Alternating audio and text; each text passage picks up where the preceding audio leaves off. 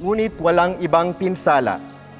Ang nakasakit ay magbabayad ng halagang hihingin ng asawa ng babae ayon sa kapasyahan ng tagahatol. Ngunit kung may iba pang pinsalang tinamo ang babae, paparusahan ang nakasakit, buhay sa buhay, mata sa mata, ngipin sa ngipin, kamay sa kamay, paa sa paa, sunog sa sunog, sugat sa sugat, o galos sa galos. Ang salita ng Diyos.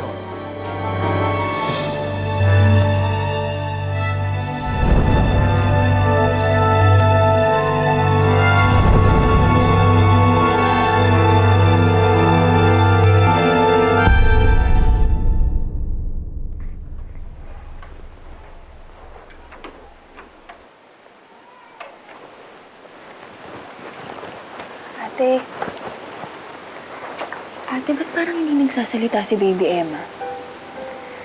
Bakit naman siya magsasalita? Tatlong buwan pa lang siya. Hindi yun. Ibig ko sabihin, hindi natin siya naririnig na umiiyak. Tumatawa. Wala tayong naririnig na sound mula sa kanya. Hindi kaya pipi siya, ate? Julie, ako na lang magpapatulog sa bata. Magpahinga ka na. Good night, ate. Good night.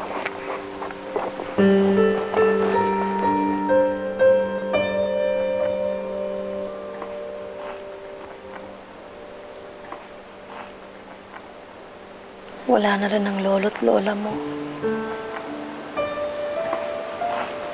Ako na lang ang naiiwan dito para protektahan ka. Pero huwag ka mag-alala. Habang nandito ako sa mundo, walang mananakit sa'yo. Alam mo, maraming masasamang tao sa mundo, kaya dapat paghandaan mo sila. Ako kasi hindi ako naging handa eh.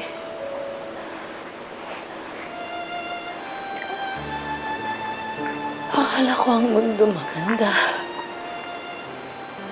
At likas na mabait ang mga tao.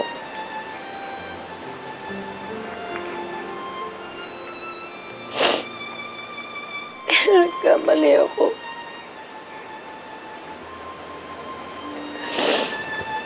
Ngayon ko pa lang sila pinaghahandaan.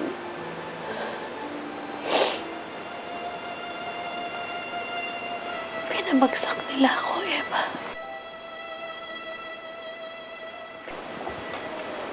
Pero alang-alang sa'yo, babangon ako.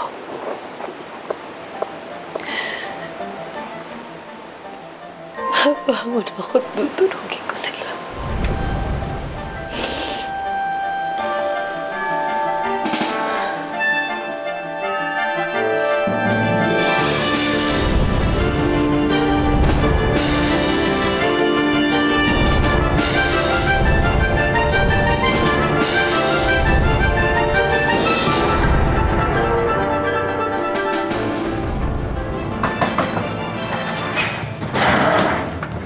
Good evening po, ma'am.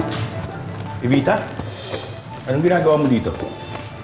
Kuya, pinilit niya akong dalhin siya dito. Dito din po, ma'am.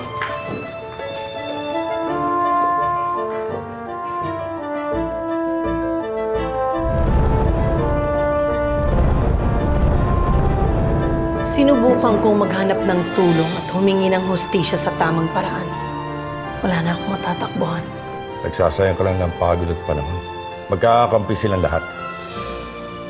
Kung nasaan ang pera, nandun ang kapangyarihan. At kung nasaan ang kapangyarihan, nandun ang hustisya. Magmula ngayon ako nang magpapatakbo ng lahat ng operasyong naiwanan ni Emilio. Nakahanda ka na ba, Evita? Oo. At ang ating unang magiging hakbang ay burahin lahat ng mga kaaway ko sa mundo.